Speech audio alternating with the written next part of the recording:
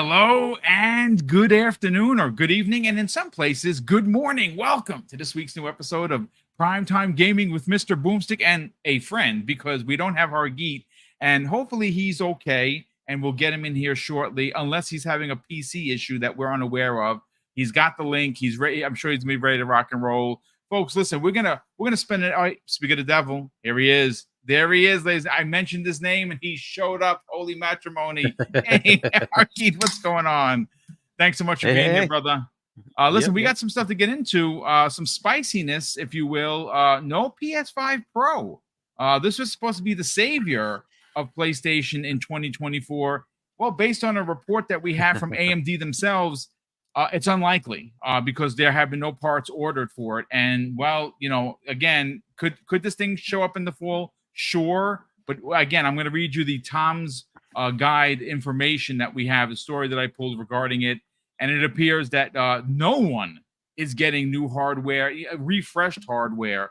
There's definitely not happening for Xbox. We've already known that the only new hardware that's coming is going to be the 2 terabyte Series X and the 2 different Series S consoles. But those aren't like upgrades. They're just, you know, they have more memory, not that big of a deal.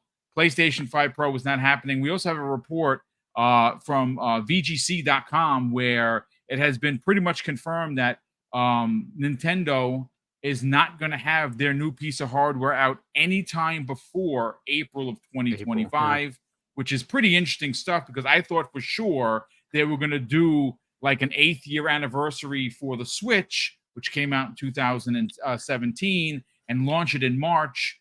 And, well, I mean, that would be kind of a celebratory kind of a thing, but that doesn't look like that's going to happen. And listen, Gamescom is around the corner.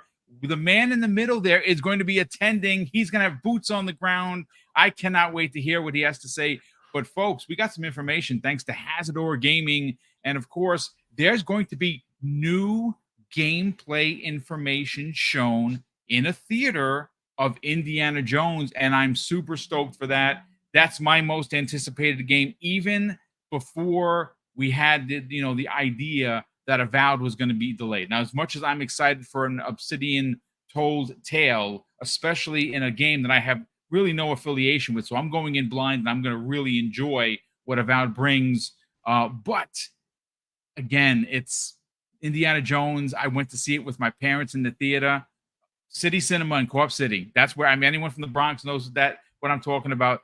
I mean, it's memories. So I'm very excited for that. But let's get into the introductions, folks. And Kay Asante, I love the Xbox shirt, kind sir. Welcome back. Thank you.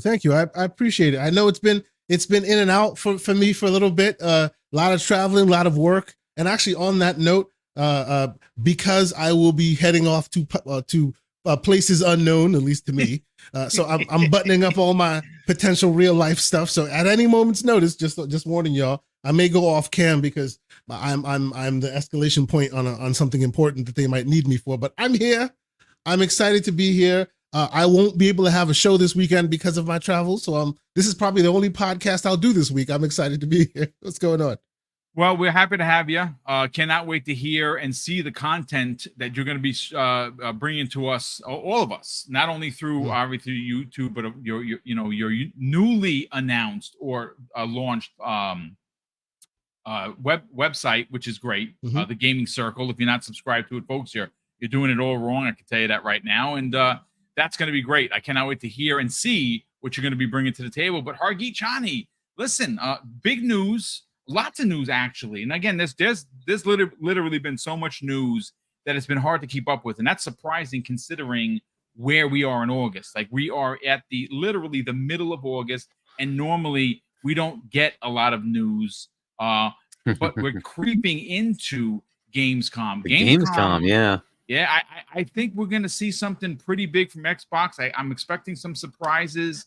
I mean, look, they have the biggest booth they've ever had in the existence of the event. That's pretty much saying something.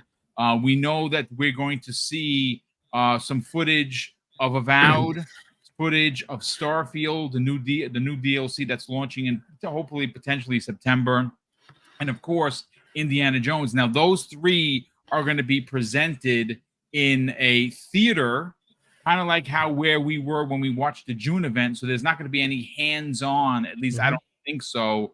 But I have a strong suspicion that we could see a release date for Indiana Jones. I mean, there's going to be a lot of eyes I would expect there, it. and that's expected to be a big thing. But how you feeling, man? Welcome back. Yeah, doing good. We'll get into all the fun news. I guess Gamescom is going to be interesting. I'm looking at all the items that are there from I guess it was a tweet, right? And I'm like, how many of these are marketed by Xbox? And it's like that's a lot of it is marketed by Xbox. Yeah, and it's like holy crap. So it's going to be another Xboxy show. So we'll see how that goes. But you'll have fun there, I'm sure, Asante. I hope so. I'm excited. Yeah. And I don't know if the PS5 Pro thing, we'll have to see the wording because I think people are reading too much into it, but we'll see. In regards to what? That there's no PS5 Pro this year. Oh, I mean, listen, I'm not going to harp on it. I personally don't see the sense for it, to be honest with you. They don't. Oh, I agree, but they don't have a game that will show off what this thing can do, right? There's no, like, to me, it doesn't make it sense. You know what? Let's get into it, because what I have in front of me here is a report from tomshardware.com. And it goes on to say, to open up the show, folks, AMD's gaming revenue nosedives 48%, not expected to recover until 2025. The lack of interest from RDNA 3 coupled with fewer console sales. Now, there is a specific paragraph that I want to pull up right over here. And this is the one that really does dictate that there isn't going to be a PlayStation 5 Pro, gentlemen. And this is what it says. AMD's predictions suggest that neither Microsoft nor Sony plan to refresh their Xbox Series X or S or PlayStation 5 consoles this year. As otherwise, AMD would have expected an uptick in its gaming revenue. The expectations may well mean that the company does not have huge expectations for GPU sales either. And it's unlikely that notebook makers will pick up the Radeon RX 7000M series products in its late life cycle. So, look, this is a very interesting conversation. And of course, Hargeet, I want to start with you, because you obviously said that people are making a bigger deal out of it than not. Look, I'll be the first one to say the PS5 Pro in 2024, at least for me, doesn't make sense. I don't think you put out this piece of hardware to show off Astrobot.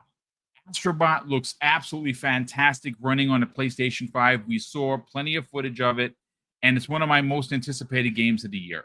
I know a lot of people are going to push back on it, that maybe platformers aren't your thing. I'm a big old nerd. I don't care. I even bought the controller, and I'm going to enjoy the shit out of that game when I'm playing it, because I like platformers. So I don't think that a PS5 Pro is needed to show off this game. The game looks great currently where it is on a PS5. What else would you do with this thing? And look, again, I had to reset my computer and I had everything already queued.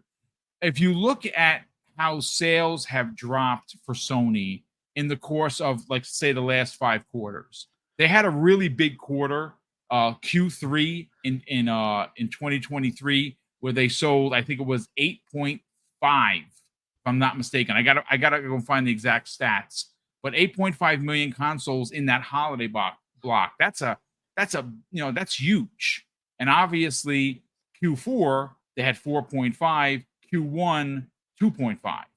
So they've dropped considerably. I don't necessarily see a market for a potential. Again, this is just me shooting it out there. I don't know if it's going to hit or not.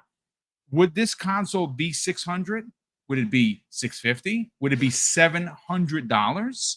Because right now you have a $550 and a $500 PlayStation 5, and the price hasn't dropped. So if they're not dropping that price, and those prices are remaining, which they're still selling their consoles at that price, I don't know if there is a market for a $650 to $700 PS5 Pro. The enthusiasts will buy it, but there is still the question of with what What are your thoughts, man? So look, the Pro, like assuming it goes anything like the PS4 Pro, is not going to be the majority console. It's going to be a very small percent. It's somewhere between 5 to 10%. My guess Yep. would probably be like 6-7% total of the population will buy the Pro if it comes out.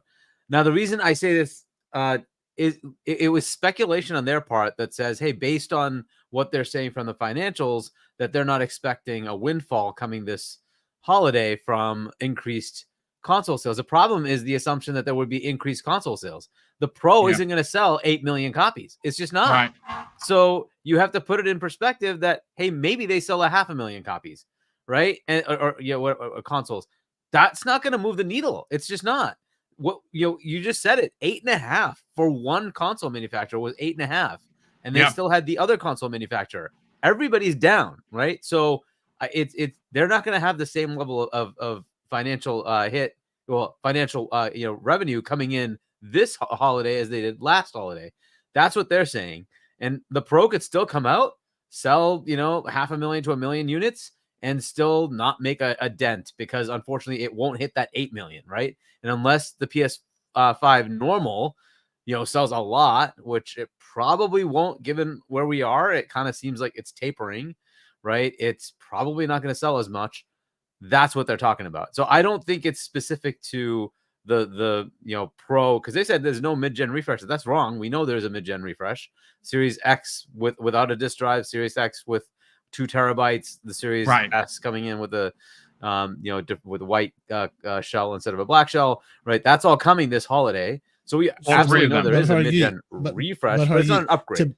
To be fair, when they're talking about AMD's idea of a mid-gen refresh, and that's them refreshing their CPUs. That's what they're talking about. Which may happen as part of a process shrink, right? So you could say that it goes down to a smaller die, for the newer. But it's not a new SKU console that they'd be selling to the vendor. Yeah, but it doesn't matter. It's not going to increase their revenue. I just don't see it, because the Pro wasn't going to be the thing that spurs a whole bunch of, the Switch that coming out will spur a whole bunch of sales, right? Oh, for sure. That you could probably expect 5, 8, 10 million consoles to be sold in the first quarter, right? And by that holiday, I bet you they're up to 20 million sold, right? But that's Nintendo. I don't know that that's going to happen with a Pro. I just don't see it. It's just not like the One X didn't like the fires of sales, console sales. Neither did the PS4 Pro. It was the lower tier that sold a lot more.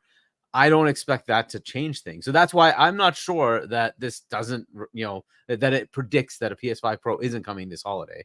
Now, the reason it would have to come out this holiday, all right, they could push it to next holiday, but they're going to cause so much disruption to their own future cycle. That's the problem, right? And if you have the Switch 2 coming out next year, that's going to be the big hardware buzz, because it's going to have a whole bunch of new games. And this is the problem that PlayStation, we're going to have we're going to have Death Stranding 2. Yes, I'm sure everybody will run out and buy a PlayStation 5 to play Death Stranding 2.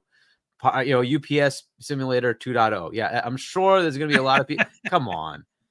Are you kidding me? Come on. That game isn't exactly the most ridiculous, system seller game that they're going to have. You don't have a God of War. You don't have a Ghost of Tsushima unless they're going to announce it, which they haven't done. And historically, they announced that the year before. Where's the showcase? Where do I see the announcement for Ghost of Tsushima, for a Wolverine coming? Anything? Right? They've told us Wolverine's coming, but what we know, it's 2026. That's from the leaks. So how do we know? What is coming next year that's going to match what Nintendo is going to do? Forget what Xbox is going to do, by the way, who has a stellar freaking lineup next year. What is PlayStation going to do? So if they want to compete and say, oh, we're going to sell a PS5 Pro when the competitor has all the games on the Nintendo side, and we had the other competitor also has all the games on their side, why would they want a Pro? And that's going to be their problem, right? So I don't GTA is the only answer, right? That's the big answer, right? Will it be enough? Will it be enough? And I don't know. I don't know what's going to happen as far as this Pro. The Pro is a bad idea to begin with. It's just a bad idea, right? So I don't think they should do it at all. But I think they built it. I think they're gonna put it up there. Well, I mean, the specs leaked. You know, you had Tom Warren talking about it. You had Tom Henderson Tom talking about it. Henderson. I don't know if Warren ever talked about it, right? Yeah, I mean, he think might it's have just he Henderson. might have did a story on it based on what Henderson was saying. But Henderson, Yeah, I think We've it's just seen it from Henderson's both the of only them. one. yeah, We've seen it from both of them. There have been what do you call it? The Verge articles on the pending potential of the PS5 Pro specs, based on yeah. those leaks. So yeah. So I'm pretty sure they're gonna do it anyway, even though they shouldn't. They're gonna even Digital Foundry has come out and said they have documents showing the specs and all of this. Yeah. Yeah, But you know, to your point, Hargeet, I really think you're onto something, and I really haven't heard a lot of pushback from people, especially in the PlayStation community, because I don't think they realize what you're saying. And let me just kind of clear it up a bit. If they do wait until next year, which is 2025, and again, folks, I'm no mathematician, right? 2025, they release it next year. 2026, the next Xbox is happening. So Yeah. I think Hargeet said this multiple times. Where does that put the PS6? Exactly, and that's a problem they're gonna run into.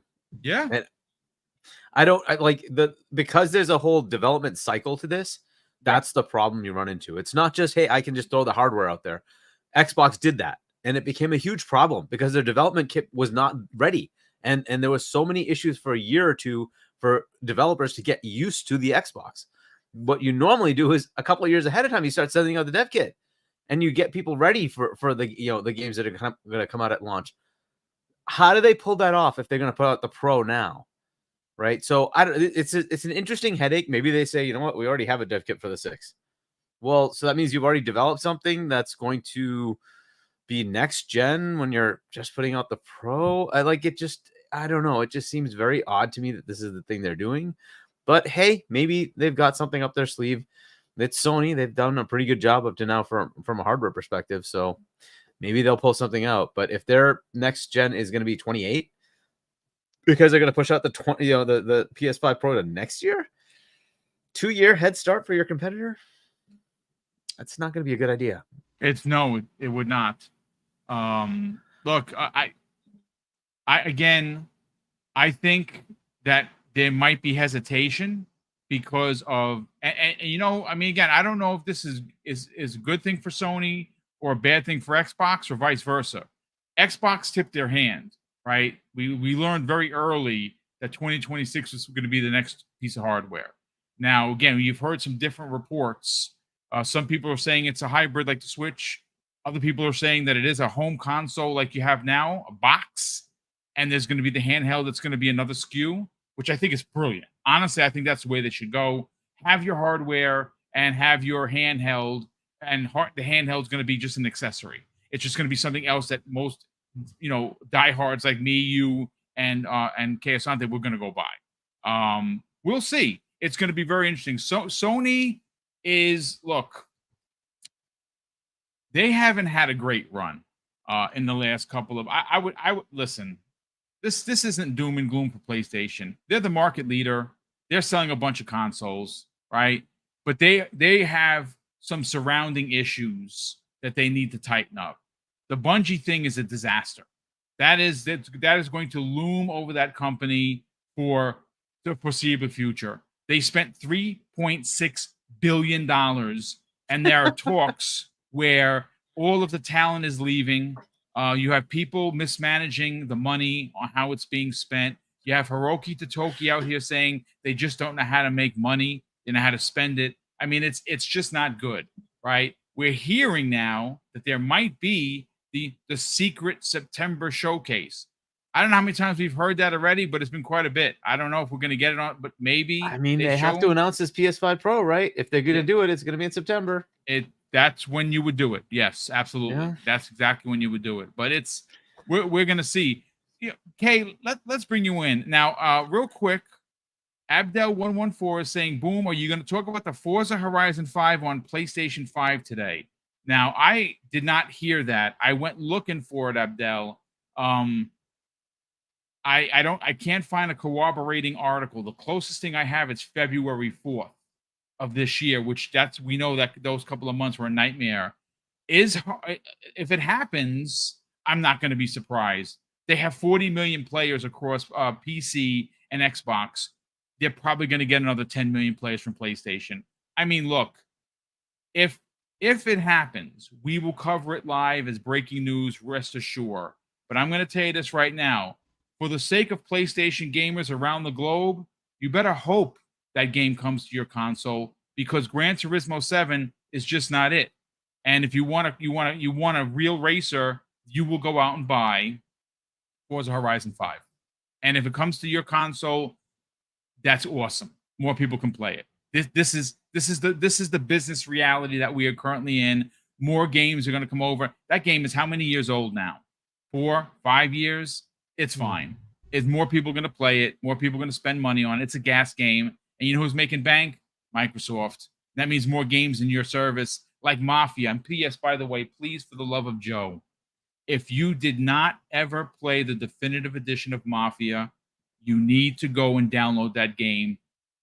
The graphics are so stunning. Nico has been playing it and putting on. I beat it, and watching his videos, I want to go play it again. It is stunning. It is such a great remake. I can't believe it. It's as good, I would dare say, as Resident Evil 2 was for Capcom. That's how good of a remake it is. But okay, Asante, let's reel this back in. Let's talk the PlayStation 5 Pro. I don't think it's happening at all. What are your thoughts, man? So before we hit that real quick, I saw the Abdel 114, and I also started Googling around, and I did see a rumor from the reputable and the great Xbox era, who just posted it a few minutes ago, not too long ago, 12 minutes ago, in fact. There you go. And they're saying that a few people in the Reset era forums, you take that as you will, Ecstasies also has posted about it, you know. Okay. So hey, you know, I stand with them. If Xbox era says it's going down, who knows? It might be going down. They at least are reputable to be able to tell you if it's the real dope or if it's something they've seen. Hey, who knows? We shall see. I too would not be surprised. I really wouldn't. I have actually written an article on Xbox Era saying I'm not surprised. So there you go. I wouldn't be surprised, and it's not the worst thing in the world. Like, come on, like you say, you know, it's getting so much accolades all over the place. PC, Xbox. So what? PlayStation people get to play it too. Wonderful. Let them have at it. More money for the mothership to hopefully keep that franchise alive. So there's that. Now on the PlayStation thing, on the PS5 Pro thing, I gotta say, first off, I agree with Boom that they shouldn't use Astrobot to show off any console, like at all. Even if the PS5 Pro is coming out next month or whatever and it's coming out, they shouldn't use Astrobot specifically to show that off. Why? Because in my humble opinion, they have something magic, Nintendo magic a little bit, a la Astrobot. Yep. They've captured that. And what has Nintendo been good at? They have been good at selling you toasters, the equivalent of hardware toasters, to sell you their amazing games that are just awesome. And it doesn't matter that you're playing it on a toaster, right? Astrobot has captured that magic. If they could sell it on a PS3, I say do so, because it doesn't matter the hardware. It's this amazing magical thing that can live on its own. And you finally have this game that does not have the monkey on your back as in, look at us pushing hardware. Because let's be clear, people. I know people love hardware and console makers. I'm the hardware guy. I love hardware. But in the console makers, in the vendors world, the more hardware they push, the more money they lose. So to get you off of that train of I need better hardware to see great games, they want to do that. They want you not to care about the hardware because they want to keep selling you the same old cheap stuff at the same price so they can make their money back. So if they start using Astrobot to go, oh, look at this cool hardware, that negates that whole idea of, hey, it doesn't matter the hardware, which is what Nintendo has used to tremendous success. The freaking Switch came out debilitated. It was out. It was last gen tech the moment it touched ground, and it's been amazing ever since. So specifically with Astrobot, I hope the Totoki is learning the lessons of, hey, it's not good for us to poke the bear a la our diehards in saying, look at the greatest next gen hardware, because that means we have to put more money into it, which means we get less money back. Right. So there's that. Right. But I honestly do agree with Hargeet that the main sentiment of a pro is not a system seller. It's not the main seller. It's a proof point. You know, just like when the the discless series, the discless PS5 came out that first year, it wasn't a real device. It was a proof point. It was, hey, we have a $399 device. Could you find one? Probably not. No. It was very hard to find, but it existed, so they could use that as a proof point, right? The Series S, the One X, for example, it was all over the place. Did people throw away their consoles to get the new one? No. Right? It's there for those enthusiasts who want them, and they'll pay a premium for that. But by and large, it gets you in the door, because when you get there and you don't see the Pro, you still have the regular, and you're not one of those people that are going to replace the regular with a Pro, because if you were going to do that, you'd do that day one, right? It's just to get people in the store. It's just to have the talking point of, hey, we have the biggest, baddest console on the market, right?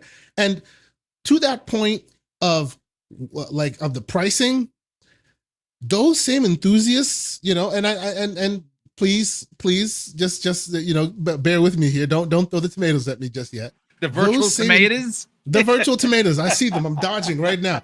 Those same enthusiasts are likely the same kind of enthusiasts that are right now picking up the pom-poms for the ROG Ally X. Do you know how much that thing costs? That's expensive. $800. Yeah. And believe it or not, whether they are the same device or not, whether they are selling like hotcakes or not, all of these vendors are watching, right? So when people are like, "Oh, this is the greatest thing ever," and they see tweets and chats and videos of people using them, they're like, so these enthusiasts will pay $800 for hardware that's not worth $800, huh? Well, that's interesting. So I say all that to say, don't expect it to cost $600 or less. If and when this Pro arrives, just don't, because the world of subsidization is gone, right? Yep. Subsidization, for those who don't know, is the idea that they make this hardware they at a loss. Money, yeah. Yep. After they put it in the box and they market it and they put it and they make it all shiny, by the time it hits the show floor and you're buying it, they're losing like 10, 20, 15, sometimes $100, depending on the type of hardware. Right? Then the idea is, we'll make it back when you buy hardware or when you buy software.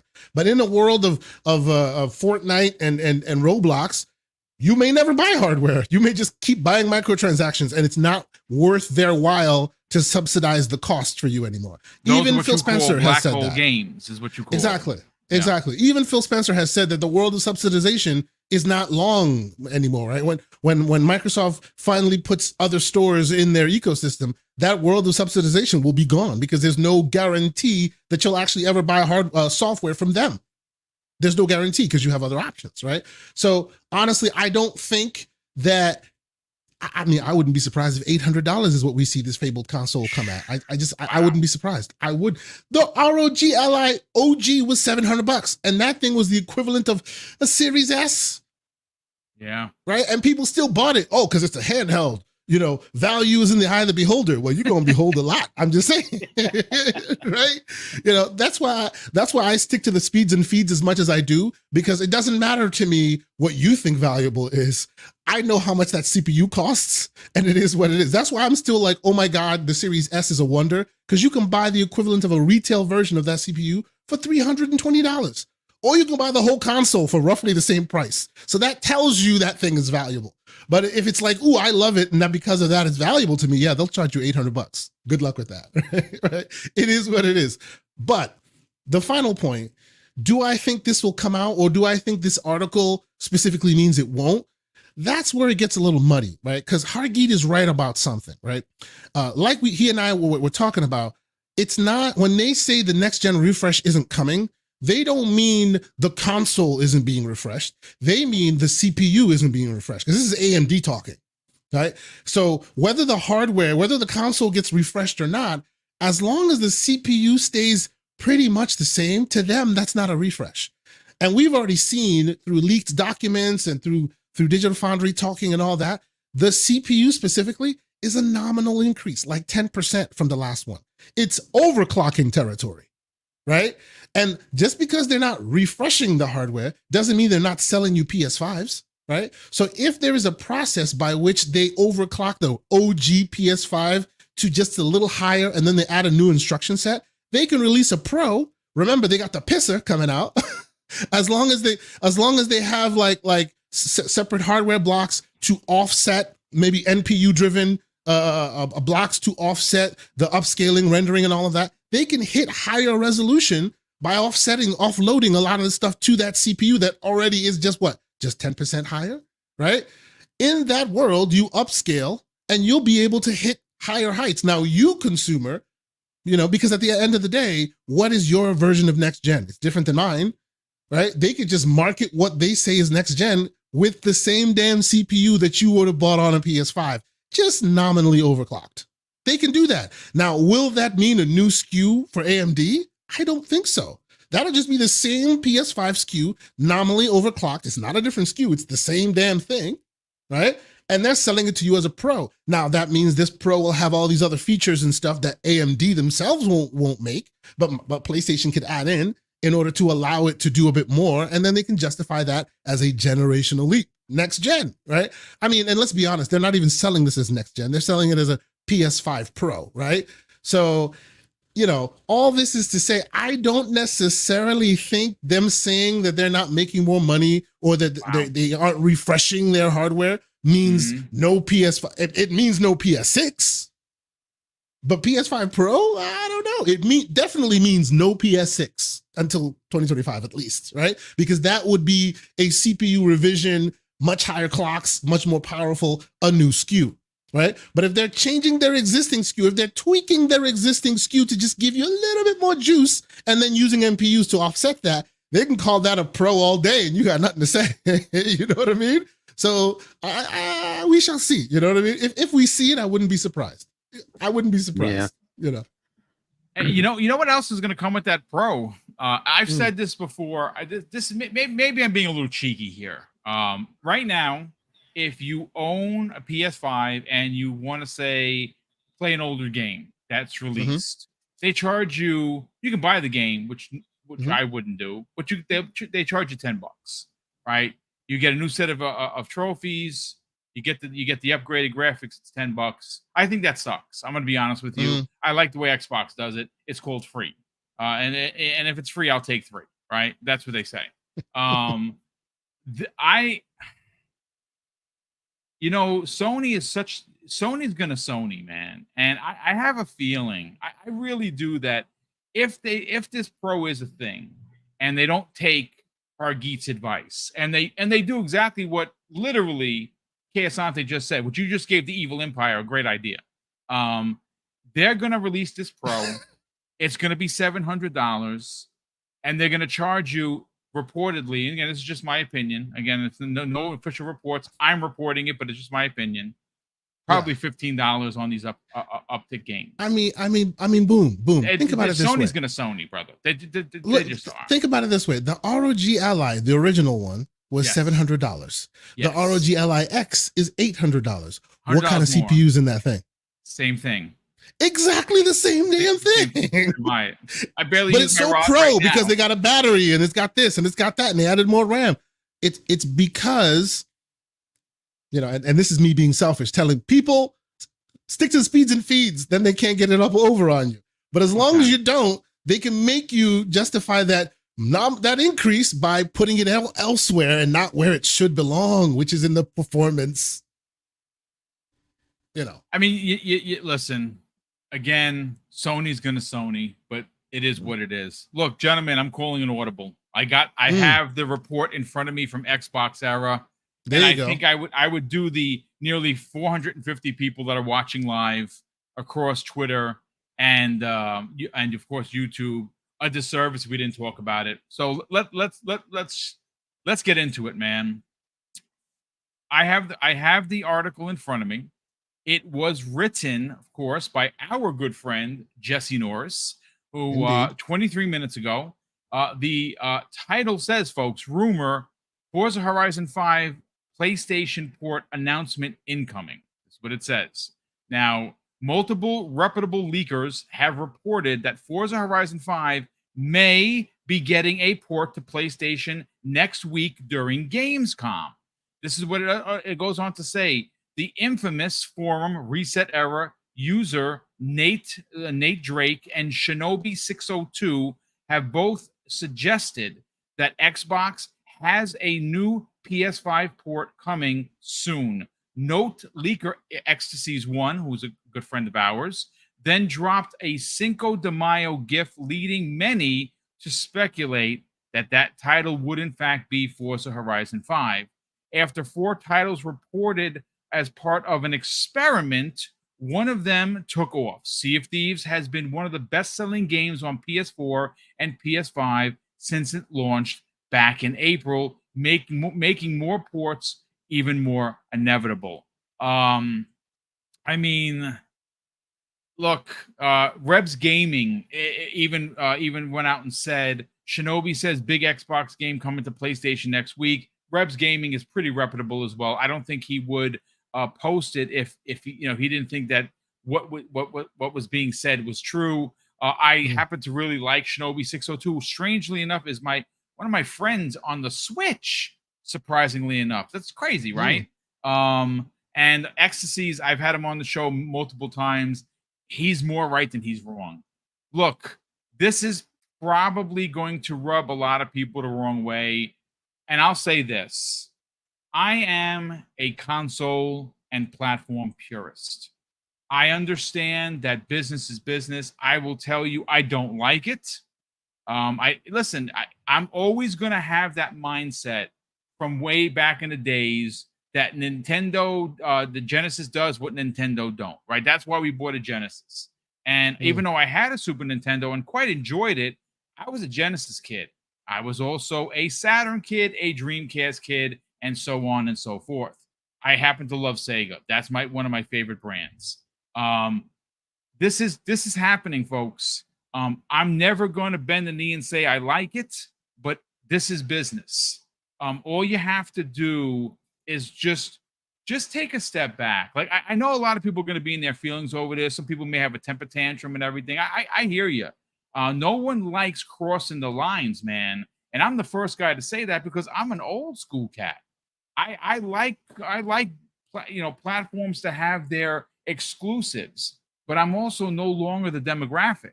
I'm just the guy with the money who buys the games. But there's a whole generation of people out there that are looking that, listen, they're going to play games where they're going to play games.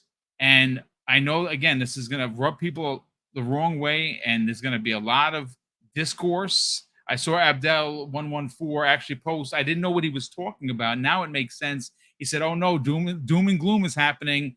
There's going to be some doomers and gloomers out there, Abdel. I'm not one of them. Look, Forza Horizon 5 is a freaking phenom of a racing game. Probably one of the best racers ever created. Think about that for a second. Just stop in your place and think about how many years of gaming there has been.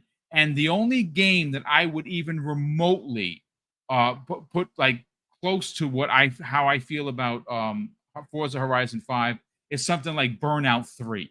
Like Burnout 3 is one of my favorite racers. Another one is Need for Speed Most Wanted, the original 360 launch title. That's another one that's just so good, right? Well, for me, Forza Horizon is tip of the spear. It's crossed 40 million players across only Xbox and PC. Well, Microsoft wants to make money, and they saw, and again, it was the test. Pentiment didn't do anything because it was a very niche game to begin with. The one that upsets me, that disappoints me a bit, was Hi-Fi Rush. I don't even know if it sold 1 million copies on PS5, that's awful. I mean, that game is so freaking good that how did that not sell? But it didn't, right? And of course, Sea of Thieves, I mean, Grounded, I'm sure, did some numbers. I thought Grounded was going to do better on PS5. It didn't. It does better on the Switch. It does better on the Switch, which that's not surprising. Do we have stats on that? Not quite yet. No. It's dribs and drabs, but not you get little data. pieces. Yeah, you get little pieces. But Sea of Thieves, folks, since it launched on the PS5, is one of the best-selling games on both the PS4 and the PS5. So it makes sense that you see something like a Forza Horizon, which again, can somebody in the chat correct me? How many years ago? How old is that game? Is it 4? 2021. So all right, so Because it came out along with Halo Infinite, remember? Yes. Halo Infinite, and then the multiplayer came out, beta for multiplayer came out like a week or two later, right? So November 9th, 2021. So there you go. So Yeah. Obviously it's heading into. Jesus, I'm old. I remember that too. It was like yesterday. Lord help us. So I mean, look, Getting old. the game's been played by millions of people on Xbox, and Xbox is now looking at other places to make money. And they're going to make a lot of money on this. This is something that a lot of people are going to, thumb their nose at if you've already played it and you've spent hundreds and hundreds of hours playing the game like I have. You may thumb your nose. Listen, I don't have any control over this, so I've kind of just thrown up my hands. Now, I don't want to see Gears go over there. I just don't. I'm sorry. I don't want to see Halo go over there. I'm just never gonna. You're never gonna hear me say, "Yeah, that's fine. It's a Halo, whatever." No. When God of War is being played on an Xbox, then we can have a conversation. But that's never gonna happen. But this game, I mean, listen, these things are happening, folks. A lot of it doesn't sit right with me, but I am not steering the ship. I'm kind of just a passenger at this point, and Xbox is going to be where I play these games. I'm going to go in reverse order. Let's get your hot take on the new report. And again, this is coming in the way of Xbox era. The article was posted by Jesse Norris, and we have some corroborating some really big names there. Ecstasy's legit dudes. Shinobi 602, definitely a like legitimate guy. The Nate Drake guy, I don't really know who he is. I know Nate the Hate, but I don't know Nate Drake. I don't know if they're the same person or they're not, but apparently he's an insider. Okay, fine. And I know. What do you? All right, J Mac is like, wait a second. Has Xbox said anything? No. This is going to be it's going to be a big announcement at Gamescom. It's really going to shock a lot of people if it's true. This is what they're saying. What are your thoughts on this? Do you have any feelings? Or is this how business is just going to work moving forward? Case on thing. Oh, so, okay. If you read my Xbox era opinion piece, you know exactly what I'm going to say. The virtual tomatoes can come right here. I'm fine. So, quick preamble. If you didn't read that article, TLDR, when y'all were Nintendo don't and Genesis does, I was like, what is this console thing? And my parents were like, no. And that was my life, right? So while y'all were debating and the console and the console vendors were pitting y'all against each other, I was like that kid in the window just going, oh, I wish I could be in there with the rest of them. That's just the world I lived in. So over time, I've grown up in gaming. I have everything now. But the course of that article basically tried to explain that since a lot of people were fueled and were born and bred in that console war back and forth, this stuff is alien to you all. Like, just alien. Are you telling me I'm going to be playing my Halo or my Forza with an inline sticks? Garbage, trash, gloom and doom. Honestly, and yes, unpopular opinion. Don't worry, unpopular opinion. As a wise old slanderous one once said on this show, it's not show friends, it's show business. Right? They're here to make the money. And we have seen what happens when they don't make enough of it. You can make the greatest game that everybody loves. And what will they do? We love them. They're great. Gone.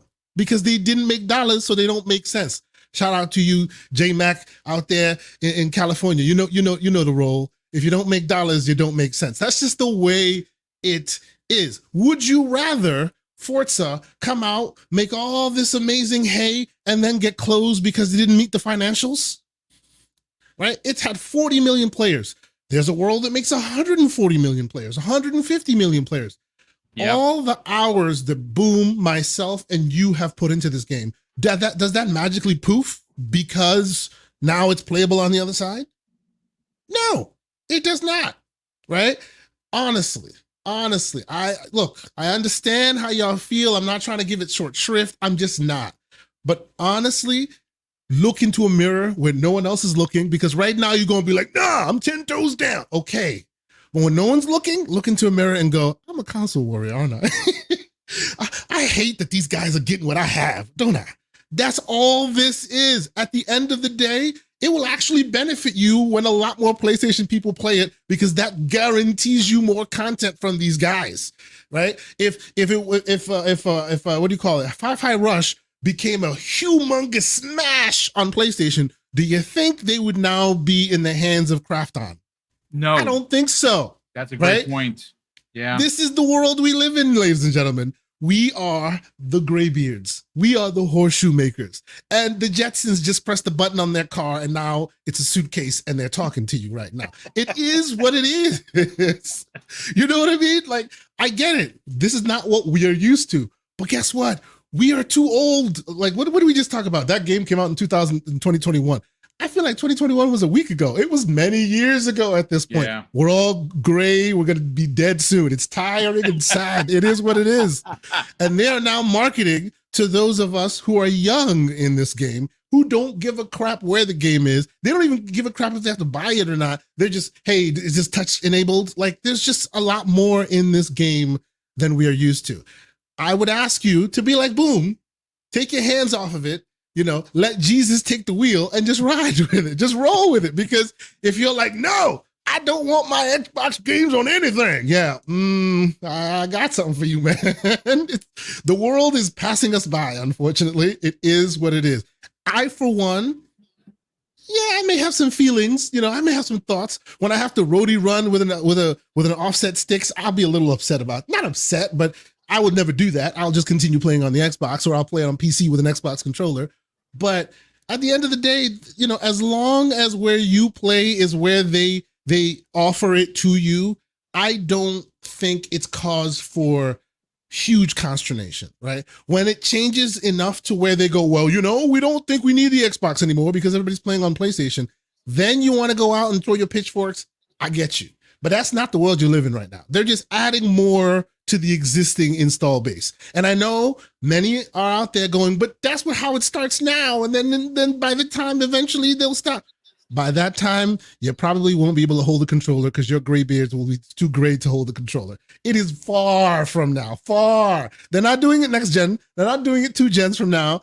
It will be so far removed. You'll be one of those guys with the cane. In my day, consoles were the only way you were going to play these games. That's a long time from now. So I'm just saying, be in your feels, but understand we'll be all right. I'll give you a virtual hug. It's okay.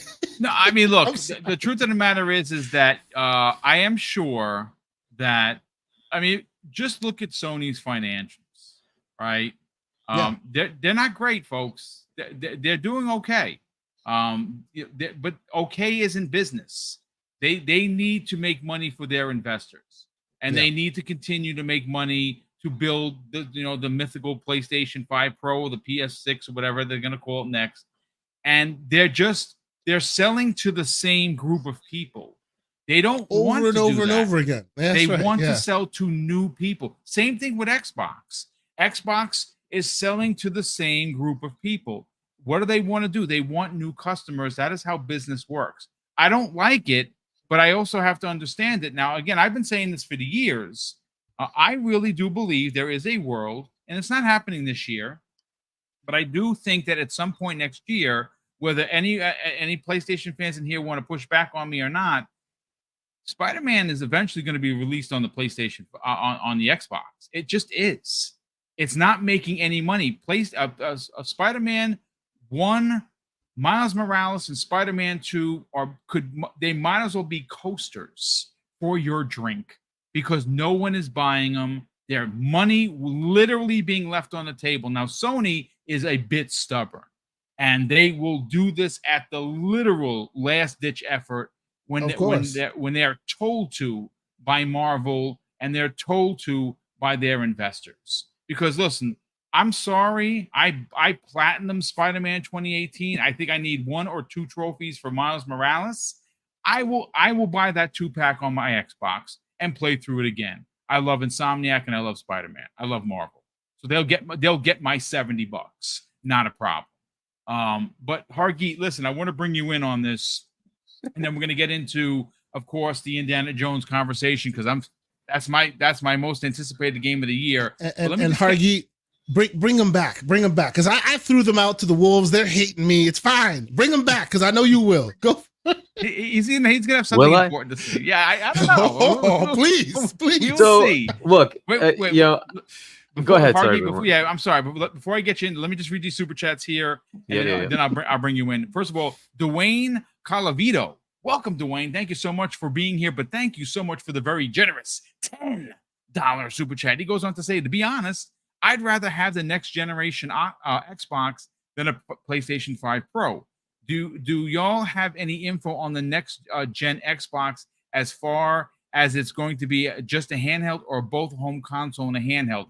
Look, there's been multiple reports. I've heard some different things from different channels, from certain people that I can't name that I do trust. It was originally thought to be a hybrid, but that's not what I'm hearing now. I know King David has talked about it. A lot of people have talked about it. So this isn't like secret news. What I have heard, and actually I think Jez Corden even said it. Again, he says he's not confirming it. It's more of an assumption. But Jez, come on, Jez has connections. That dude knows his stuff, right? There is going to be a traditional box underneath your TV like you have right now.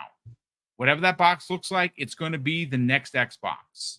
There's also supposedly going to be an accessory in the form of a handheld. So there's going to be an exclusive Xbox handheld that's going to run and look just like your console, except in your hands. And if that's the case, they're getting my money times 2 because I'm going to buy both. And that is what that is the rumor right now. Jay Rambert drops a very generous $2 super chat and says, y'all surprised that the Forza Horizon 5 rumor is from a PlayStation fanboy? Are you talking about Shinobi 602? He likes PlayStation. There's nothing wrong. It doesn't make him a bad man. He likes PlayStation. It's fine. But Jay, I appreciate the reason why I would err on the side of truth is not because it's Shinobi, not even Ecstasies. I don't know the man. I've heard his rumors are true or not. He has good track record. It's because Xbox Era is publishing it. They do not peddle in ridiculousness. They don't. No, they don't. I like Xbox Era. Those are my friends. And I got news for you. I'll put it to this way. If I were a betting kind of a guy, and I'm not, I don't like to gamble because I like my money. But if I had to, and it was on the word of Xbox Era, then I would go. I personally would go all in. But that's just me because I know the guys. I've met them in real life. I like them and I trust them. But that's a great point. Mash Mash, brother, thank you so much for this. Once again, folks, he has gifted 10 double barrel gaming memberships. Dude, that is crazy generous of you, as you've done many times before. We are incredibly grateful for your generosity. So thank you so much, Mash, and appreciate you being here, brother. Roshan Impenger drops a very generous $5 super chat.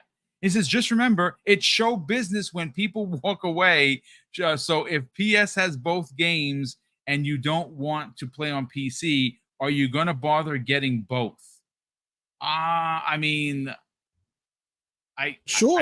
He's right. He's right. If they have both and you want to play on PlayStation, where the latency of the controllers there and the controllers are in line and not offset, and you're cool with that, you'll buy it there, and Xbox will get 70% of your money instead of 100%, and that's fine. And you won't have Game Pass, but you won't have Game Pass. Yes. And that's the other thing. I'm just changing the footage, folks, because it seems to be stuttering for some reason. I don't know what's up with that footage, but I'm gonna get rid of it. Hargeet, let's bring you in on the conversation. I know you can have something very pointed to say. How do you feel about this? Do you feel like there's been a line crossed? Because Forza Horizon, let's call it like it is one of the best racing series ever created. Now, if you go all the way back to Gran Turismo 1 and 2, I'd even dare say 3, because I quite enjoyed 3 a lot. Those, for polyphony, were pinnacle PlayStation racing titles. There's no arguing those are the 3 best in the series, but they haven't been great, man. They just haven't been. And Gran Turismo 7, I know that Fuzzy Belvedere plays it like a fiend. That game has a lot of shortcomings. There's still people flipping across the line to win a race. Like I see the memes, and I'm like, is that actually happening? And Fuzzy says, yeah, that actually does happen. That's awful. So PlayStation 5 getting a real racer that they can't seem to make in Forza Horizon 5. I think it's a big deal. Again, I'm a lot more mellow now. If you would ask me this a year ago, I probably would have thrown a fit. But I'm like, yeah, it's business. What am I going to do? I have no control. What are your thoughts, Hargeet, on this, man? Well, I mean, first, it is a rumor, right? Let's just leave Right? it at Yes, that. it for is now, a right? rumor. We don't know this for sure, but let's say it is. I would then fully expect Halo and Gears to go as well, because that's just an obvious next step. So just keep that in mind. It's very likely that in the next year you'll see Halo and Gears on PlayStation if this happens. However, I guess from a consumer perspective, what it does mean is that Microsoft can now go and get anything they want because they're putting all their games everywhere. So That's an don't be interesting surprised theory. if they pick up Take-Two. Don't be surprised if they pick up an EA. Don't be surprised because what's to stop them then? Right? If they're literally putting their crown jewels on everything, then where's the harm? Right? There is no harm. There literally isn't any harm. And that's going to be the thing, right? So what that means for us as Game Pass subscribers, you're just going to get more games. You're going to get more games. Yeah. Right. Indeed. So, so just looking at it from a different perspective, right? Eventually, I think the world is going to change quite a bit, but we'll see when it gets there. I think the old style console model of I build a piece of hardware that's very specific and you have to make your game to my specific thing is dead. I think people are going to be using PCs. That's what we have right now with the PlayStation and Xbox from the PS4, Xbox One gen onwards. This is why nobody needs to upgrade because it's bloody PCs. It doesn't matter. Your game still runs. That's it. It just scales.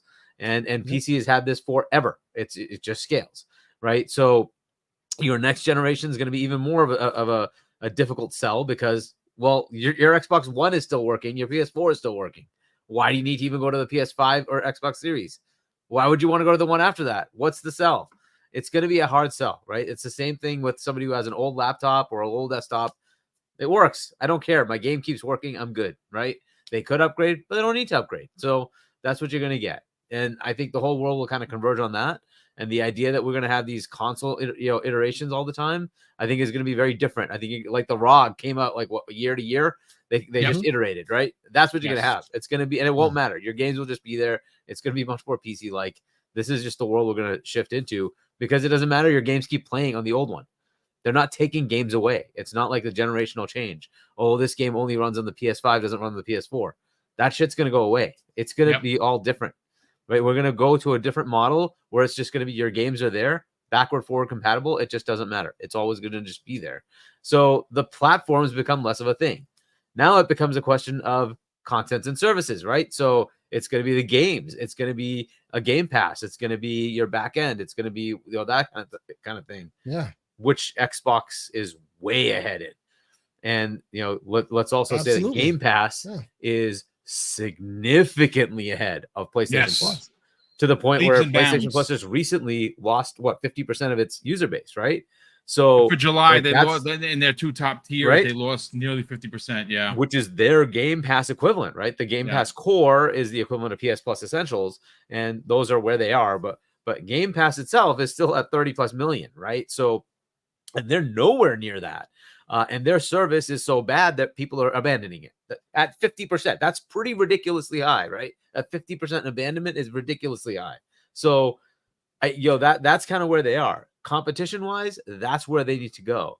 So for Xbox, right, what I see as the vision of the future is they get rid of the platform like bias of having to have it be just this specific box.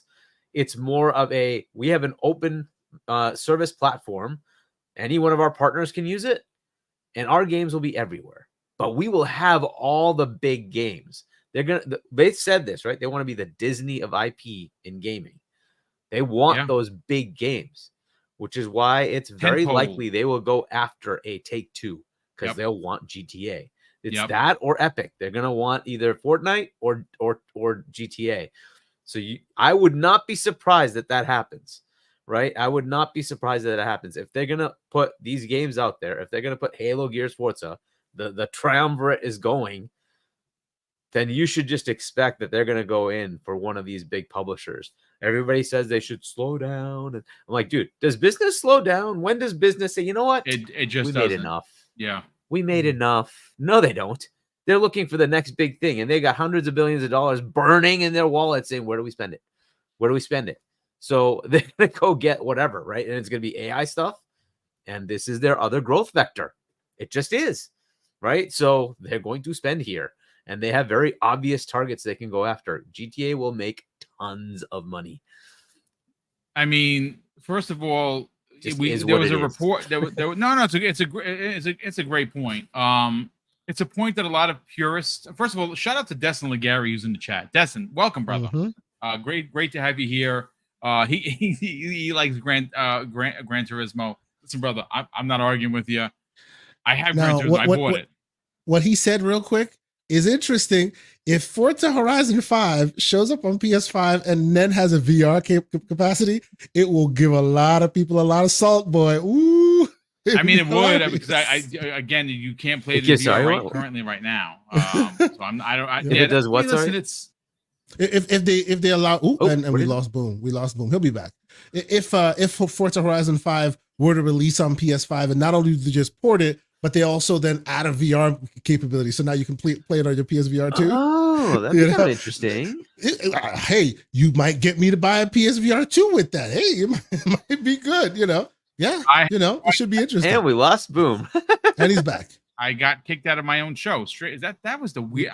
That has never. Yeah. Hold on just a second, folks. Let me just fix this and present. Get back to my Halo. Godlike skills, as you can see, for an old man, not bad. Game Pass on PS when? Yeah, I mean, it's. I don't think that's ever going to happen. I don't think Sony would allow that to happen. Honestly, it doesn't make any sense. So, it would be here's what I'd say, Boom. Okay, if you look out, say, a gen or two, right? And we're hearing the footage, by the way. There you go. You look out a gen or two, and Santa, you're probably going to agree with this. At some point, the hardware issue kind of becomes useless, and you don't necessarily need platforms anymore, because the games are going to be on PC and on PlayStation, PC, or Xbox, right? And Microsoft's going to eventually figure out how to make Windows much more gamer friendly, right? So you're going to have this opportunity to say, I can take Windows and make it into a console. And once you can do that, what's the incentive for PlayStation to continue to make the separate OS, the separate everything, the separate dev kit, when they could just make one game for Windows and have their own ecosystem around a Windows device? Yeah. That could very well happen. And if that happens, Game Pass becomes a reality. And basically what he's saying there is, where do you watch your Netflix? Where do I watch my Netflix? Does anyone give a crap where you watch your Netflix? You just watch Netflix. Exactly. That's the world they want to be in. Exactly. So you could have a Windows-based PlayStation, very possibly in the future.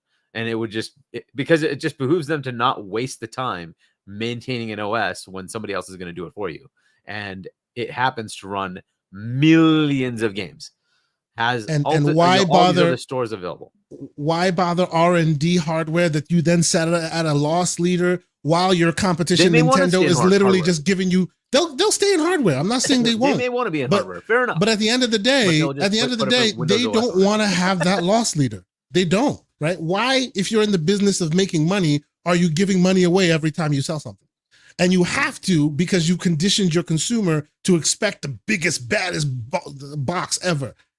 It doesn't make dollars. I have a feeling, you said something before that was very interesting, Asante, where people have to get out of the mindset that these companies are going to be looking to take losses on these hardware. Like if the box it cost them $800, you're probably paying $800 for that box. I mean, that's probably what next generation is going to be. Again, I hope my next Xbox, for me, this is just for me. I'm not a PC guy. I have the money, folks. I could go get a rig right now. I don't care. I don't want to be bothered with updates and server problems and all those other shenanigans. I just want to put the game, press play, and go. You don't really get that on PC, so I don't want to be bothered. Mhm.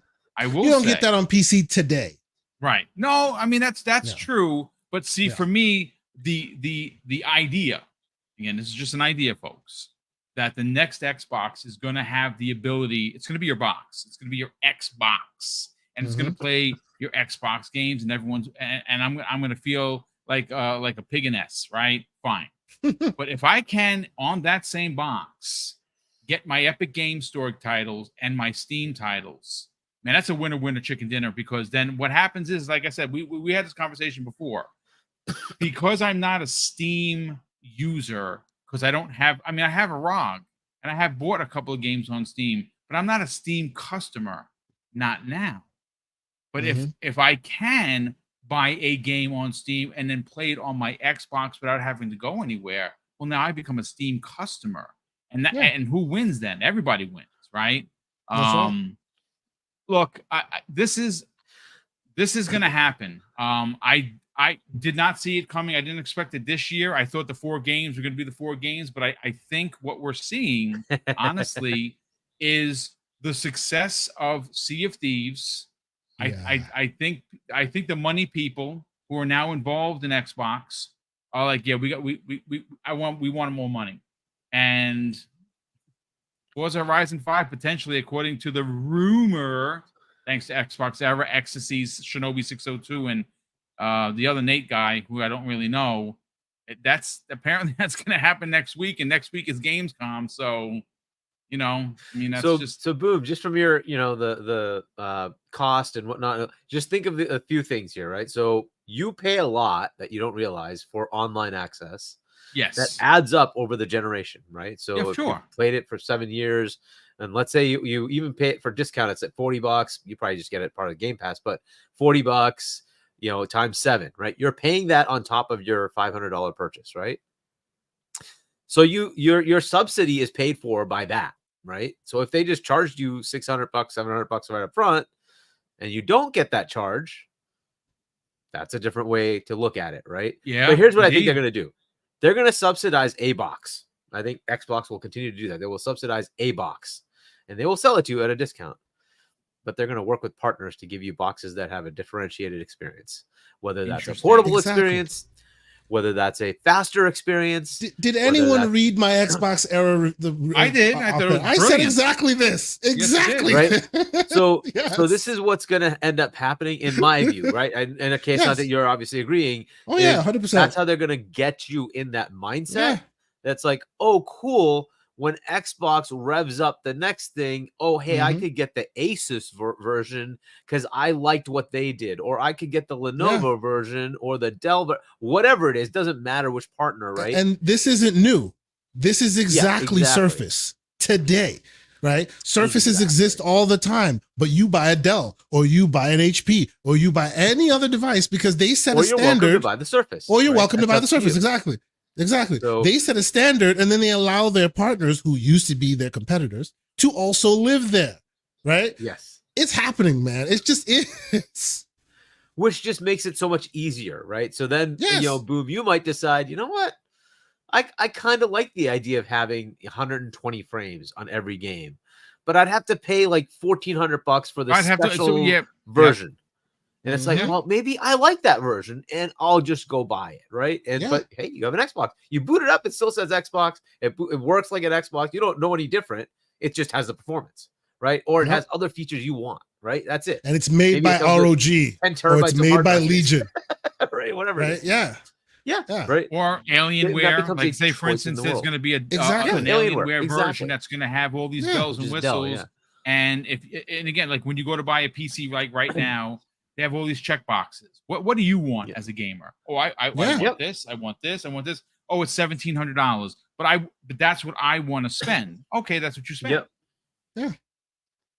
That's the world, man. That's the way they're going to hook you into it. And I think after that gen, I think the pay for online just dies out.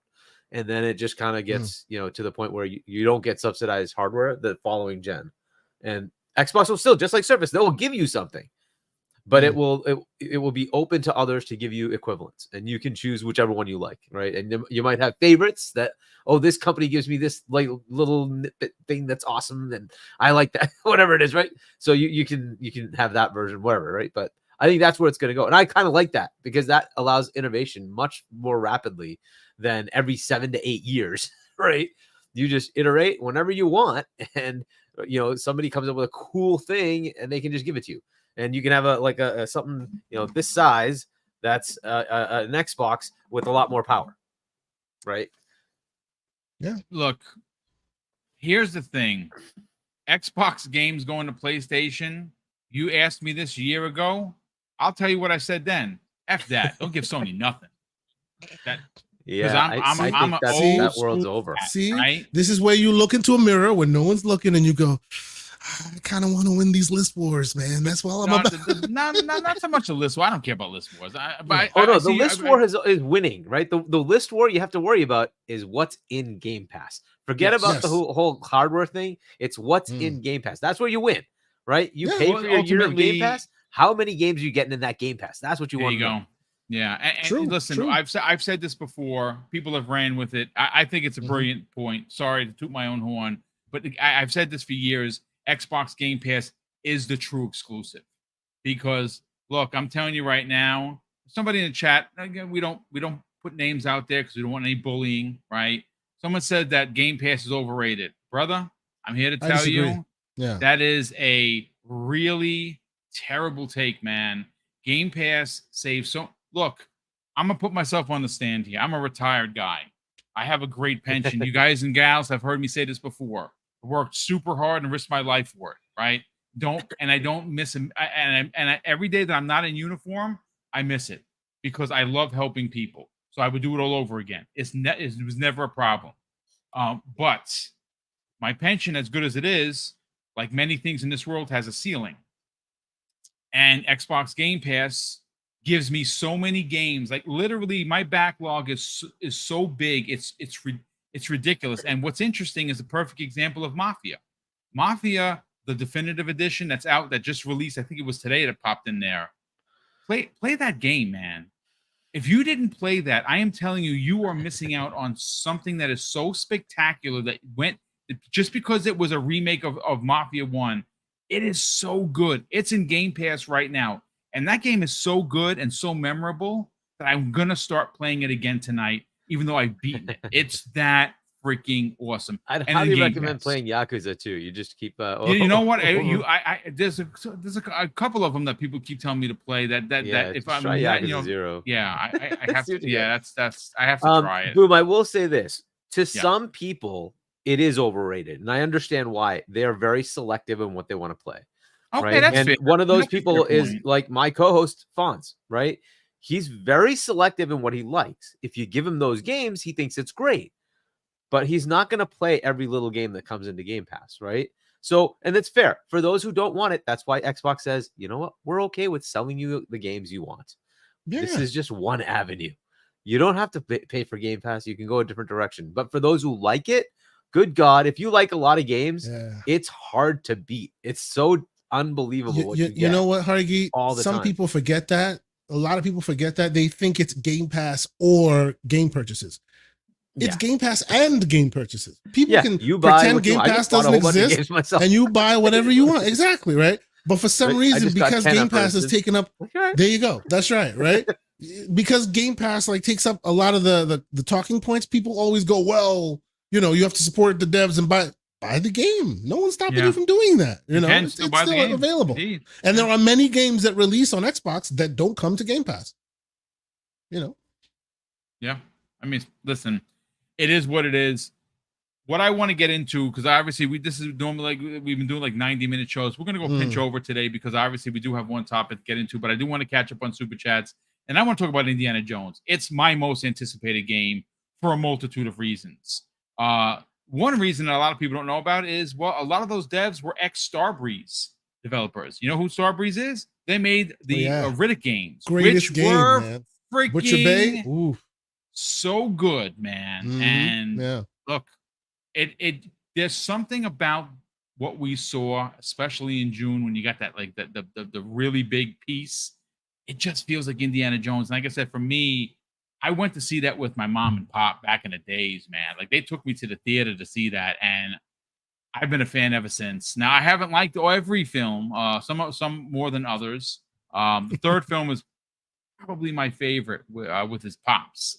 Maybe that's like a me thing. I don't know, but let me catch up on super chats, and we're gonna get into, of course, the Indiana Jones because we're gonna get some new information come the way of Gamescom next week, and I am stoked for it.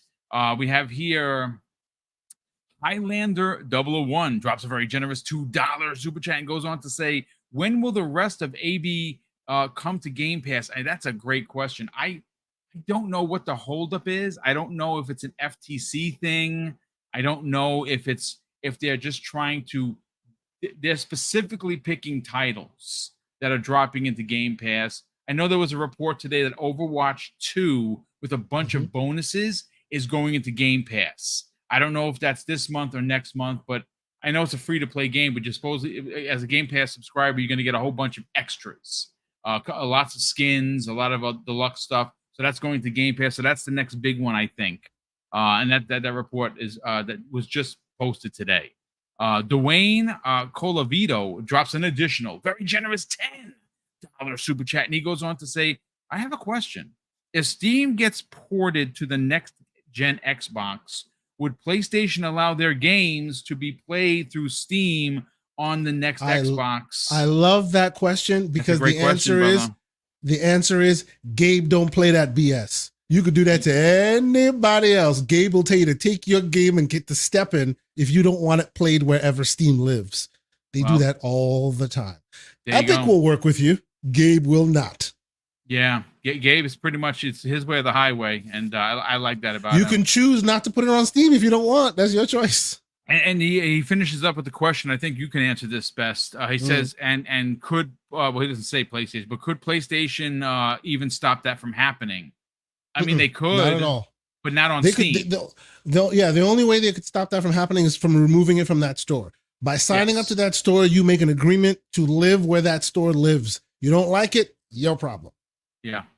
So ultimately, if the only way they would stop it is if they didn't put a game on Steam. Or I mean, if there was some secret sauce that makes the game work best on Steam, they could sabotage it that way. Like for example, they've now been putting secret sauce in to sabotage the Proton implementation. So now on Steam Deck, certain games from PlayStation don't work well because they've kind of been sabotaging.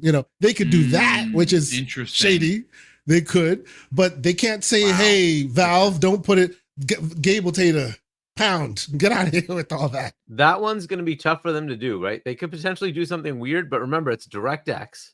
Exactly, because they're running it for DirectX, and that's what Xbox runs. They would have to go. They would have to really go out of their way to make it not happening, and that would be trouble for them. It wouldn't be the vendor or the store maker going, okay, we'll do what you say. Hell no. And Steam has built their brand on our way or you're out the door. Yeah, no, get the stepping, kiddo. Yeah, no, absolutely.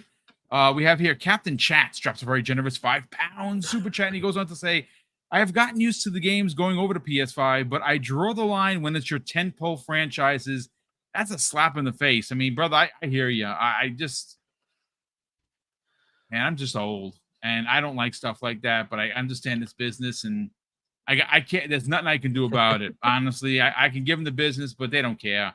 And ultimately, listen, the more money they make, the more investment they're going to put in the Game Pass, and we're going to get a lot of games on top of the first party stuff you're getting in there. I mean, that's the best way I could look at it from a my glass is half filled kind of a theory. Thanks so much for being here, Captain Chats, bro. Thank you for the generosity. Midnight, who's been a channel member. Wow, dude, for 21 months, dude. That is crazy generous of you. Thank you very much for the support. He goes on to say, if they will port Forza, then they will port everything. Xbox is no longer a hardware platform, but more like a streaming service.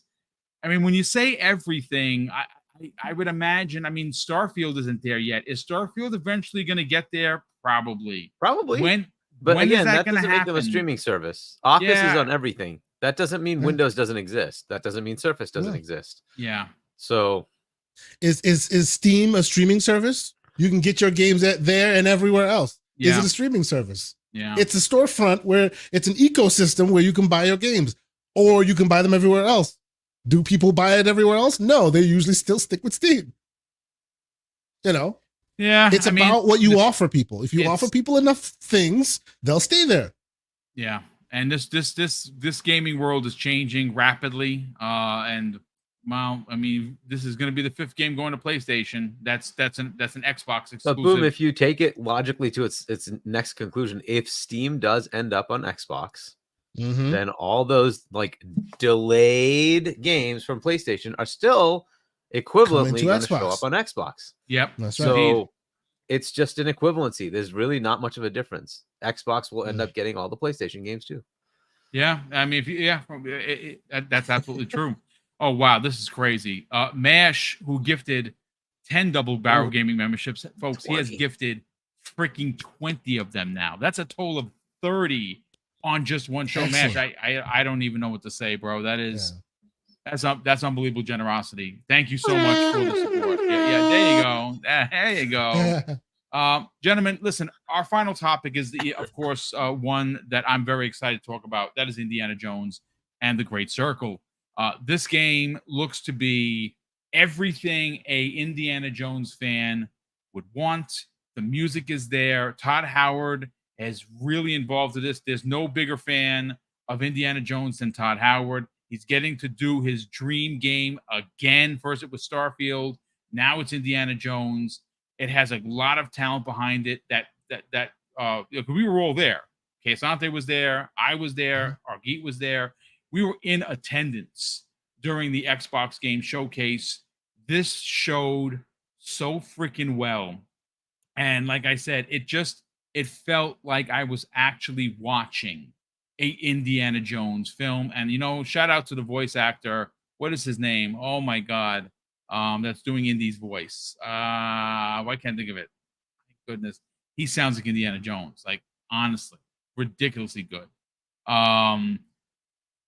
Pargy, let's go to you real quick. Again, this is not the biggest topic of the show. I know I have it on the thumbnail. I'm gonna change. I'm gonna go. I've already changed the title on YouTube. I'm gonna change the thumbnail. Troy Baker, by the way, is the guy. Troy Baker. Thank you. Yes, Troy. Yes, and I saw him. I didn't get a chance to meet Troy. You know, you see him from the distance. You're like, I know who that is, and I didn't meet him. It's fine. Maybe the next time. But look, Gamescom is next week. Obviously, besides the potential announcement of Forza Horizon 5 going to PlayStation, there's going to be a couple of theater-only presentations. Avowed is one of them. Starfield's DLC is the second. And the other big one, of course, at least for me, is Indiana Jones. That's going to have a theater presentation. I would imagine something similar to what we all experienced when we were in LA in June. I don't think there's going to be hands-on, at least as far as I know. I have not heard that there's going to be hands-on. I think we're going to get the release date when that game is releasing. It makes sense. There's going to be a lot of eyes. It's the biggest booth in the Xbox history at Gamescom. Let's get your thoughts and your excitement for Indiana Jones. Are you actually excited for that game? Yeah, that's definitely one of the ones I'm looking forward to from Xbox. I think that is my most anticipated game.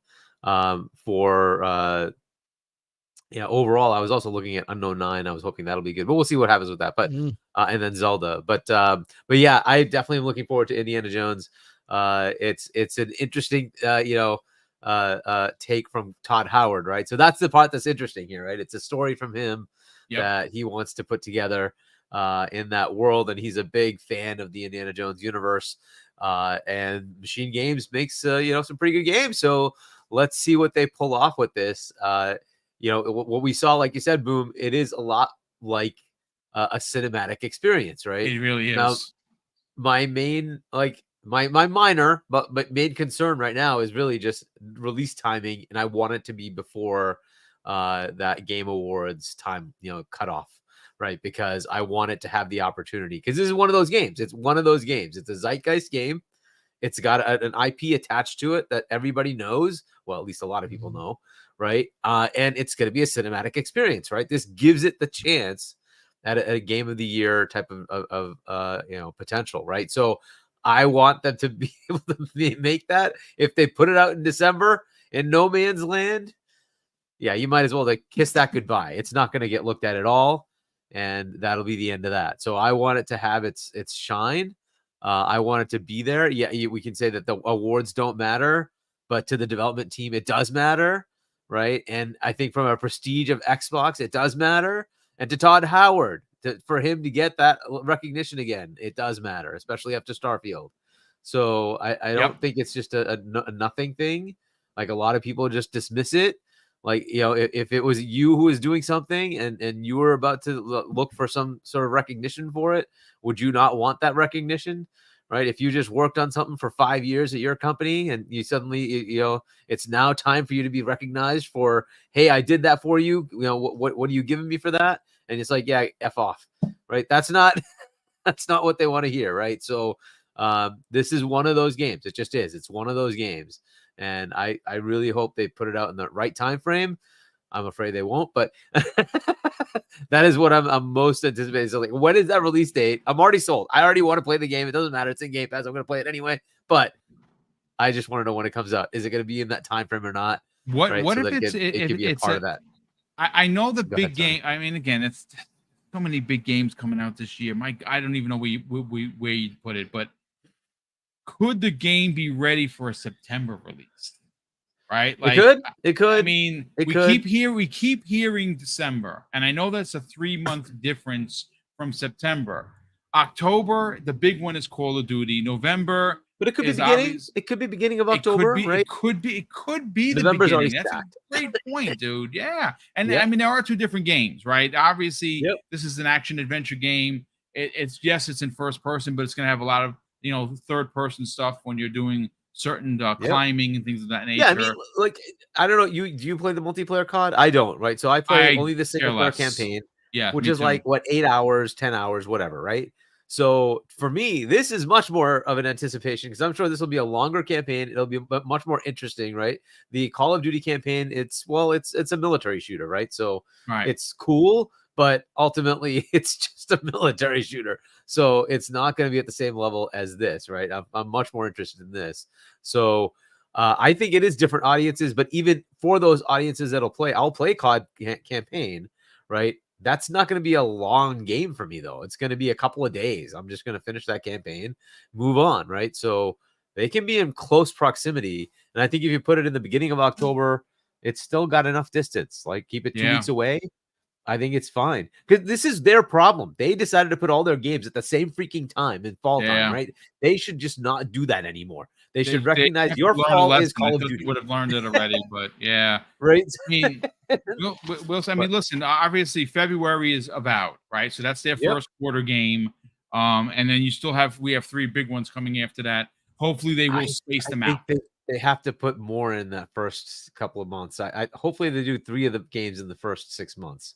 They could, because they kind of need to, right? They've already got South of Midnight. They've got Doom. They've got Fable. They had another one. What's the other one? Well, the next Call of Duty, whatever that's going to be. No, but there's another one that was also slated for next year. I can't remember what the 4th one was, and then on top of that, Call of Duty.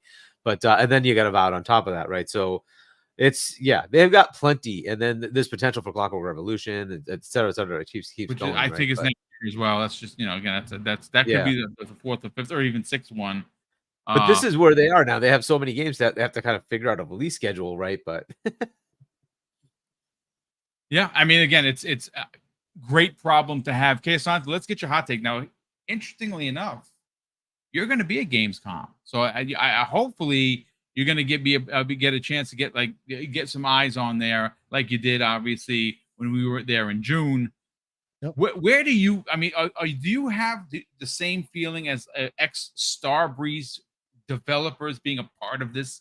Because again, that's listen. If you missed out on the Riddick games, my God, those games are so. I play it once a year. Every year, man. I play Escape from Butcher Bay. It's amazing. It's ahead of its time. It's got such awesome RPG elements and this and that. It's got some rappers doing the voiceovers. I always I listen to Exhibit. It's hilarious. Anyway, so quickly about what Hargeet said about the length of time. I'm not a betting man either, but I'd say 10 to 12 hours max. Why do I say that? What, for Call of Duty? No, for Indiana Jones. For Indiana Jones. You know why I say that?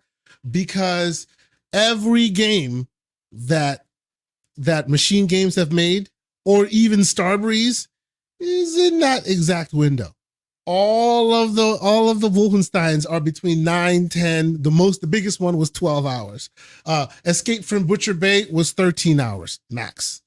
So they're all within that time frame. So expect a healthy game, but it doesn't outstay its welcome. Hopefully it's got some good replayability. Am I excited for it? Of course I am. I'm a graybeard. I remember the days of chilled monkey brain. You know what I'm saying? Like I'm down. You know what I mean? Yeah, of course I am.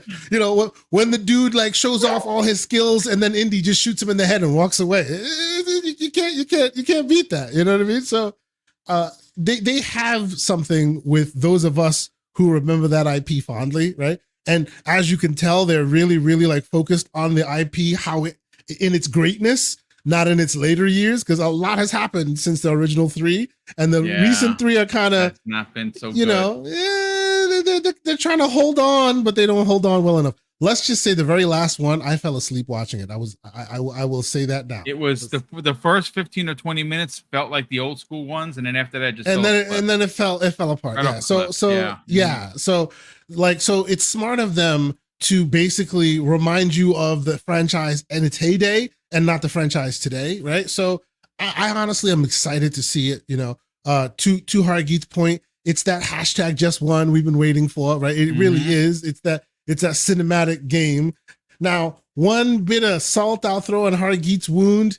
I'm sorry, sir, but even if it falls right smack dab in that window where it can be considered, what happens when it's not considered? Are you gonna finally just admit that criteria is just a criteria and they'll change it at a moment's notice just to spite some people? That's where I live. That's fine. It's Xbox shouldn't do that to the game. Sure. The media again does the same bullshit and just won't nominate. That's for them to do. I get you. That's on them, right? Yeah, but Xbox shouldn't do it to their studio. That's what I'm saying. True. On that, I don't disagree with you. Absolutely. But like, I think the game will be excellent. You know, so do I. The pedigree it's coming from. If anyone has not played any of the Wolfenstein games, or if anybody just thinks the Wolfenstein games are just blind, shooty bang bang kind of idea, you know, people see it and they think it's kind of like the mindless violence. I play those games for the next cutscene. It is riveting, amazing storytelling. It's damn good, you know. So the guys who are making this, oh yeah, I'm sold. Now, as far as the behind the presentation and all that, hey man, you know, we shall see, man. Like I would love to see what they show. I hope it's great. I hope there's a release date, and I hope it's soon. You know, it's 2024, so the sooner the better, I say. You know, you're not wrong. I'd love to be wrong about the December date. We've been hearing that for months. And December, there's not a lot going on. It's probably going to get a lot of eyes, but I agree with Hargeet. Getting it out of the way of the Game Awards, I think, does the team a tremendous disservice. This is going to be storytelling at its absolute finest. It's honestly one of my favorite franchises and one of my most anticipated games in 2024. But listen, ladies and gentlemen, so can I ask a real quick question before we adjourn? And this is just a genuine question for me, right? I've been the one that's harping on the idea of, oh well, you know, the people of a certain age we may not understand or whatever, or they're passing us by. Do we think the bulk of gamers who are younger than us will resonate with this franchise and this IP like we do? Genuine question. I don't know. Look, this is no offense to anybody that's under 20, you know, under 25. Their attention span is different. Not that they don't have one. You folks have an attention span. It's just different than ours. Well, so I don't mean it that way. I mean, right now, whenever somebody says Indiana Jones, I close my eyes. I'm like 16, 15, and I'm watching it, and they're cutting a monkey's head and they're eating its brains. Like, that's what I remember. They're jumping over a cliff. The dude's buddy dies and he goes, oh, well, and keeps it moving. Like, I remember those, you know? I don't know that the new school has that same touch point, and it might do them a disservice in the game. I don't know. I'm just asking. Well, look, let me just say this in defense of that. Indiana Jones is in Fortnite, is he not? True. Right. True. So Yeah, and he's yeah, yeah. and he's been there for a minute. It's not like he was just there, the character. That sold pretty freaking well. And maybe it is to the graybeards, but there are people kids that or younger generation, maybe in your 20s, maybe in your early 30s. You're not an old bastard like me who's going to be 54 in September. Now, calm down. maybe it didn't equate, but Indiana Jones is in Fortnite. That to me, that says something. I just hope that people appreciate what this team is doing.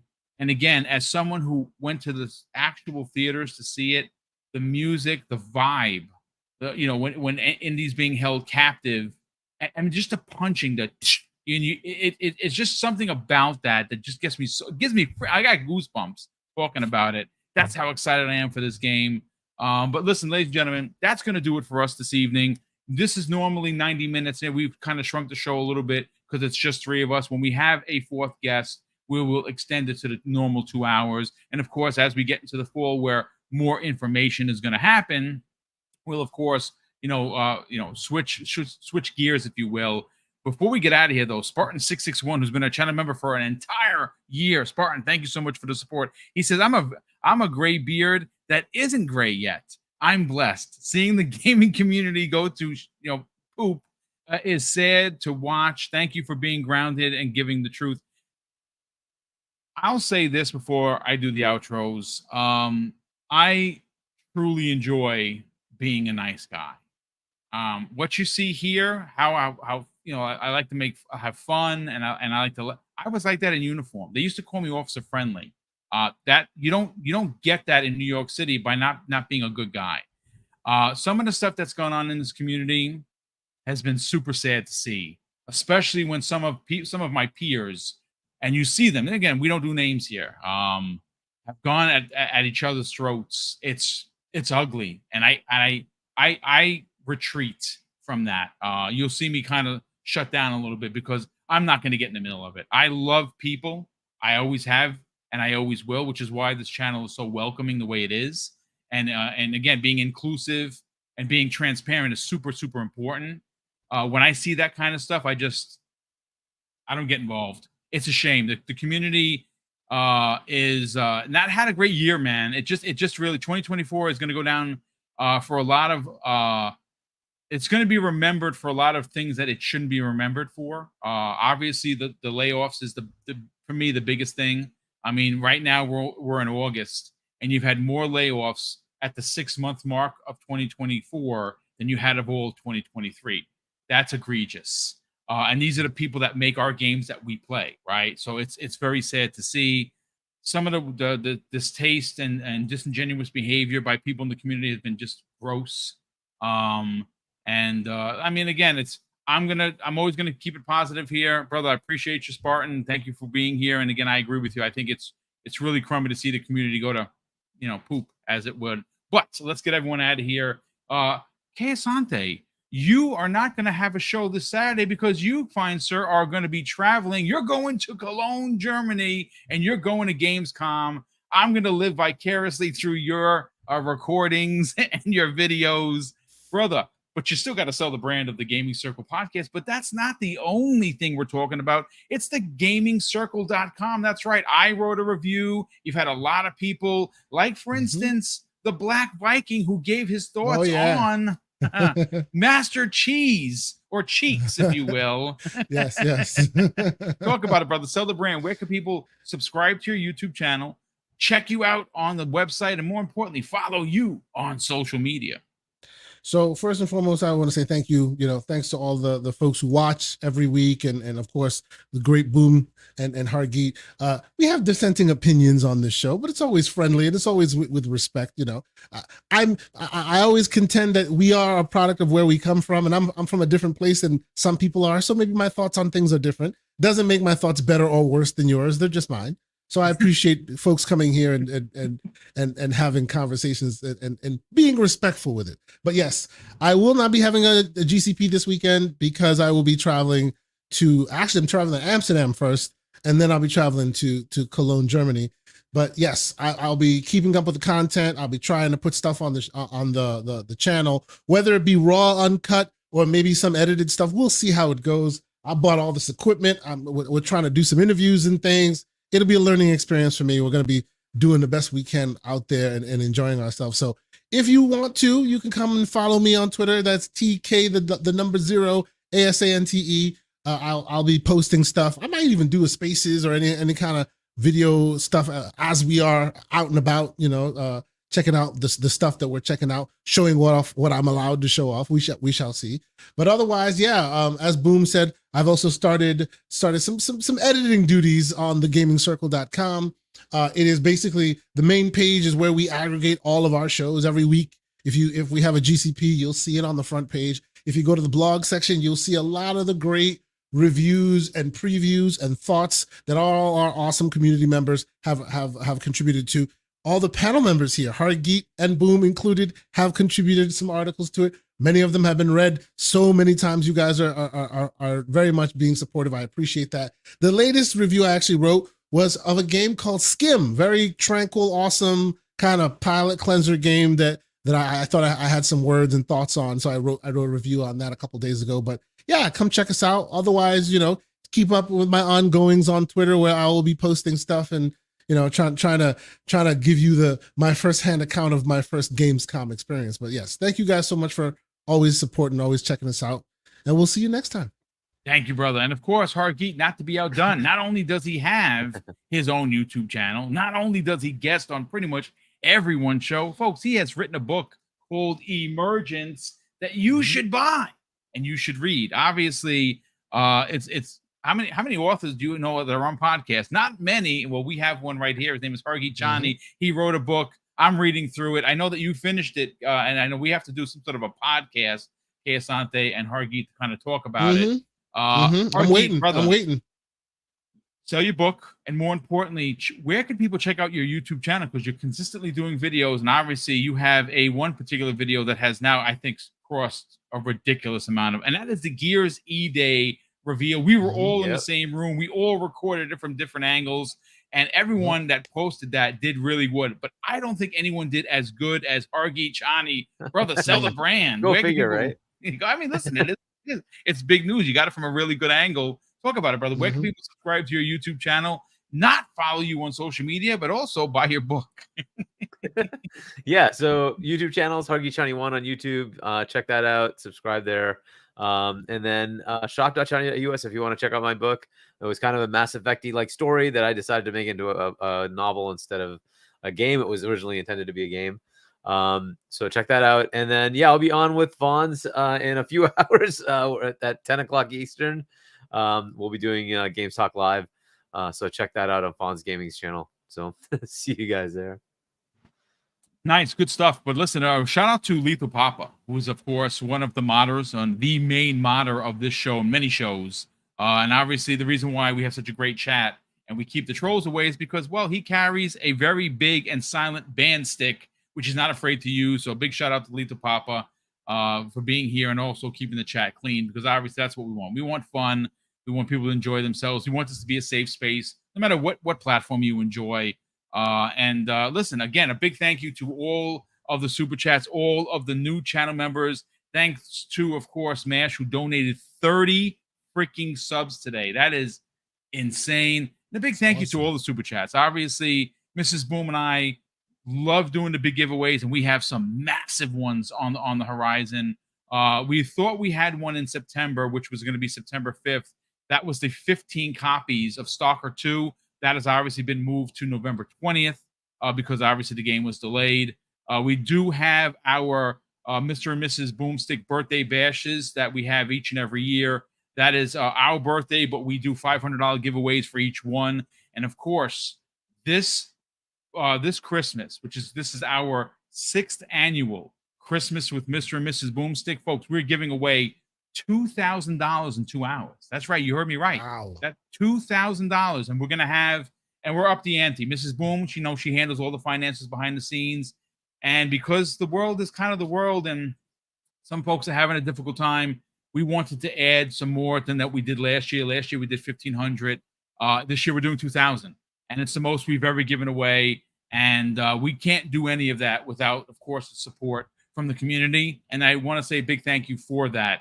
And of course, before we get out of here, I'm going to close out the show with something that's incredibly important to me. Hopefully one day it'll be important to you. And that's something that my dad taught us when we were kids. And he would say, Craig, treat others how you want to be treated. And also, it doesn't cost anything to be nice. You live by those rules, son. I can guarantee you're going to have an awesome day. So take care, everyone. We'll see you next week on the newest episode of Primetime Gaming with Mr. Boomstick and Friends.